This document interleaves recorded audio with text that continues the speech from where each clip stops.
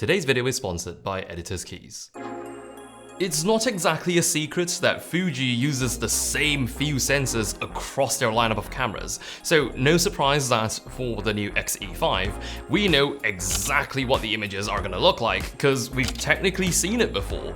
It's that 40.2 megapixel X-Trans CMOS 5 sensor we've had in the X-H2, the X-T5, X-T50, and X106. And that's the exciting thing about waiting for many of the new Fujifilm cameras.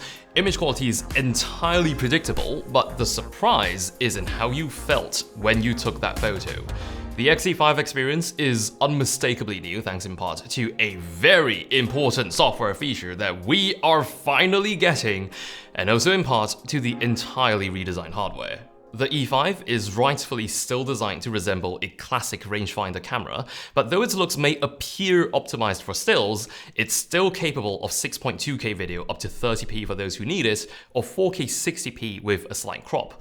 All this with F-Log 2 available as an option. For any stills shooter looking to try their hand at video, this is more than well equipped. And this keyboard I've been featuring in the sample clips could be the best way to learn a new video editing software. It's daunting learning how to edit video, especially if you're new to filmmaking, but this keyboard from our sponsor Editor's Keys really takes the stress away from figuring out the operational aspects of the software. It's a backlit wireless keyboard overlaid with shortcuts for the software of your choice. The one I've got here is for Final Cut Pro, and more than making it so you don't have to memorize keyboard shortcuts, this also doubles as having a menu presented right under your nose for all the functions available at the press of a keystroke or two. It wasn't something I thought I needed at first, but once I started using it, it did actually help me edit more efficiently by making full use of all these controls I've got in front of me. If you're on macOS like myself, it's also well integrated with system-wide controls like volume and brightness buttons. It even has a screenshot button, which does not come standard on most Mac keyboards. They do have a whole range of keyboards for a variety of software like DaVinci Resolve and Adobe Premiere, and if you're interested in checking out one of these, I've got a link in description below. When compared to the X-E4, the E5 feels like a much more substantial camera when you pick it up, partly because it has gotten heavier by about 80 grams, but hugely because the top plate is now machined from a solid block of aluminium, just like we first saw on the GFX 100 RF. Instead of black lines pointing at what we've got selected on the dials, the position indicators are now a single recessed dot. There is also this rather beautiful cove they've dug out the top corner to expose your dials, which also means it's actually possible now to thumb the shutter speed dial. You'll notice there's still no dedicated ISO dial on the XE series, but that's been made up for on the 5th generation in the form of an extra clickable dial on the back, so you could dedicate one of the front or rear dials to ISO. The Q button has also been repositioned to just beside where your thumb rests on the grip, so it's way easier to press now compared to where it was on the top plate. The entire camera is also less likely to fly out of your hands because there is actually a bump on both the front and back of the grip, which makes this much more comfortable to hold compared to the X-E4, which had a completely flat grip. But grip being the only exception, the rest of the X-E5 has actually much straighter edges than the X-E4. That little slant to the left of the top plate is no longer on the X-E5. The model badge has also been moved up here, which was previously on the front of the X-E4, and that really makes the 5 look a lot more understated because there's no visible branding from the front. The side profile is also flatter than before. This no longer tapers towards the top, and you'll see two different things here as well. The diopter adjustment for the EVF has been moved over, and something to celebrate, the return of a physical AF mode switch. This was not a thing on the X-E4 because they removed it coming from the X-E3, meaning you had to do it from within the software menu if you wanted to change AFS to AFC or even manual focus. I am slightly bummed out that they went with the X100 style plastic switches instead of the flush metal dial of the GFX 100 RF. The strap hooks have also been changed to the small profile ones, so you can't thread the strap straight through them anymore. You've got to use those little triangles, which I've always found to be a little annoying. Something which I find straight up funny though is where they've hidden the Bluetooth connection button.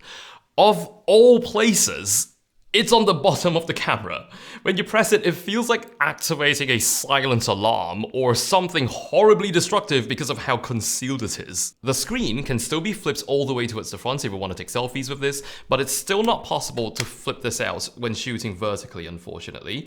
Then here comes perhaps the most unique hardware feature on the X-E5, a redesigned film simulation dial. It's the first time we're seeing a film simulation dial which doesn't look like this since it was introduced on the X-T50, which granted might stick out a bit like a sore thumb if you were to shove it on the top left of an X-E camera. Therefore, it's been gracefully redesigned to expose little of the dial itself as to not rudely protrude, while reading it is performed by means of a circular window. It does have its problems though. Because of its proximity to the EVF, it's quite difficult to use this dial when you have the camera up against your eye. Also, most of the dial markings are concealed underneath the top plate, so unless you've memorized by heart the position of every single film simulation on the dial, it can take a moment or two before you find the film simulation you're looking for. It's got 10 slots in total, which is enough for half the 20 film simulations which are available on the X-E5. Surprisingly enough, 2 of the newer film simulations, namely Nostalgic Neg and Classic Neg, are not permanent residents on this film simulation dial. In case you're wondering what is on here, it's Acros, Reala Ace, Classic Chrome, Astia, Velvia, Provia, then the C position, which gives control back to the digital menu, followed by 3 assignable FS positions, which you would set up beforehand with Classic Neg and Nostalgic Neg, of course. But there is something extremely valuable about the 3 FS positions on the X-E5's film simulation dial. If you go to the image quality menu and under film simulation dial setting, you'll see a menu item for enabling film simulation recipe only for each of the 3 FS positions. You'll then be asked to dial that recipe in and it will be bound to that FS slot.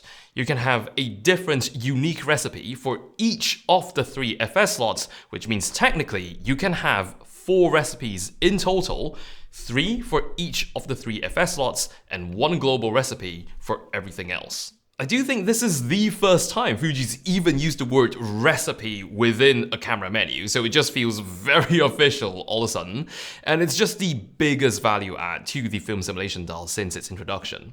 One thing that is not new on the X-E5, however, is the battery. Beside the single SD card slot is an old friend, the W126S battery. If you're out traveling with the X-E5, a single battery will likely not be enough to power you through the whole day. I took this on holiday, started my day around 9 in the morning, and I needed a new battery around 4:30 in the afternoon. It doesn't have an OVF like the X100s, so it's fully reliant on the displays. You'll likely get longer runtime if you use only the EVF with the eye sensor mode, but I was using both the EVF and the rear LCD screen, and it's been a 2 batteries a day experience for me. The lens I brought along has been incredibly travel-friendly, however. It's a brand new lens announced alongside the X-E5, almost as if to celebrate that it's been an eternity since Fuji released a camera with interchangeable lenses. It's a pancake lens available in both silver and black because, surprise, surprise, the X-E5 is also available in silver and black. The lens is a 23mm f2.8, so it's a very modest lens, not the kind that sends your heart racing the first time you hear of it. I might even describe it as one of the lenses of all time. 39mm filter thread, which will most likely be occupied with the screw-on hood, nice clicky aperture ring, weather resistant, but the true value of this lens is in that it weighs only 90 grams. You might as well call this a shoot-through body cap. Thing is, it's actually incredibly solidly built, yet it's so light. It's also fully capable of resolving detail for the X-E5's 40.2 megapixel sensor. It was the only lens I brought with me on the trip, so all these stills I'm showing were taken exclusively using this lens on the X-E5.